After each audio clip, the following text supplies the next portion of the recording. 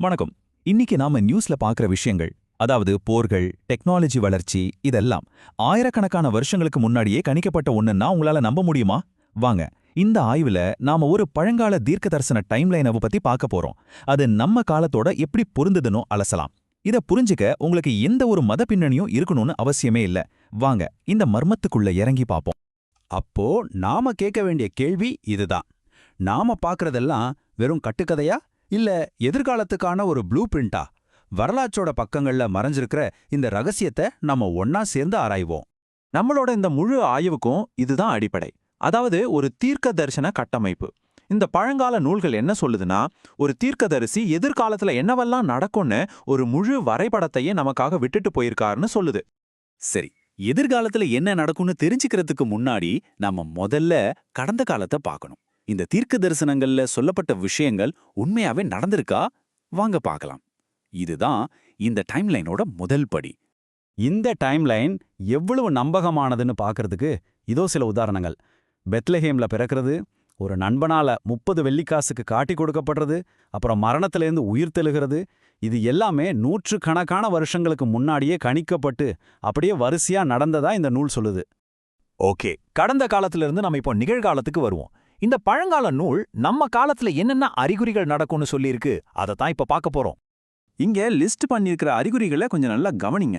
போர்கள், பஞ்சங்கள், பூகம்பங்கள், இதெல்லாம் நாம தினமும் செய்திகள்ல பார்க்குற கேட்குற விஷயங்கள் தானே.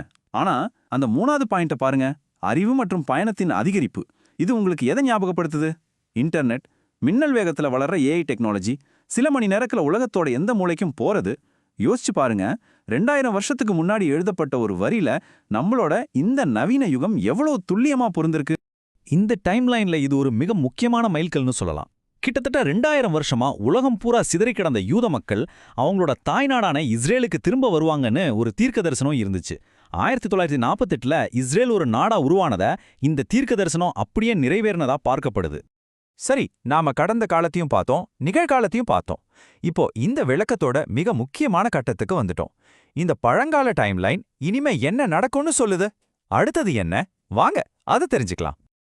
இந்த டைம்லைன் படி அடுத்ததா நடக்க போற பெரிய நிகழ்வுக்கு பேரு ராப்சர்.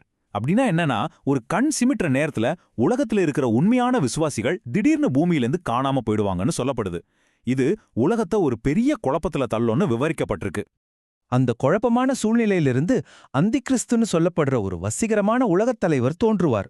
அவர் உலக அமைதிக்கு ஒரு தீர்வை கொண்டு வருவார். இஸ்ரேலோட ஒரு ஒப்பந்தம் செஞ்சு 7 வருஷத்துக்கு உலகத்தை ஆட்சி செய்வார்.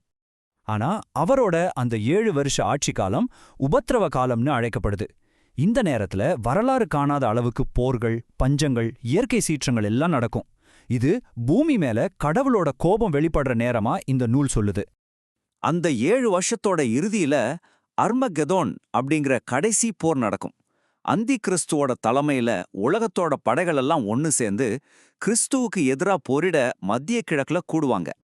அந்த அர்மகெதோன் போரோட உச்சக்கட்டத்துல தான் கிறிஸ்துவோட 2ஆம் வருகை நடக்கும். அவர் தன்னோட எதிரிகளை தோற்கடிச்சு எல்லா தீமைகளுக்கும் ஒரு முற்றுப்புள்ளி வச்சு பூமியில தன்னோட ஆட்சியை நிறுவ வருவார்னு இந்த டைம்லைன் சொல்லுது.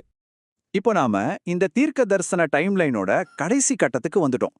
இது ஒரு முடிவையும் அதே சமயத்துல ஒரு புதிய தொடக்கத்தையும் பத்தினது. சுருக்கமா சொல்லணும்னா, இறுதி நிகழ்வுகள் இப்படிதான் வரிசைப்படுத்தப்பட்டிருக்கு. 2ஆம் வருகைக்கு அப்புறம் ஒரு இறுதி நியாய தீர்க்கு. அதை தொடர்ந்து பூமியில 1000 வருடம் அமைதியும் செழிப்பும் நிறைந்த ஆட்சி. அதோட இறுதியில இப்போ இருக்கிற இந்த பிரபஞ்சம் அழிக்கப்பட்டு ஒரு புதிய வானமும் புதிய பூமியும் உருவாக்கப்படும். இதுதான் மனிதகுல வரலாற்றோட உச்சகட்டம்னு இந்த நூல் சொல்லுது.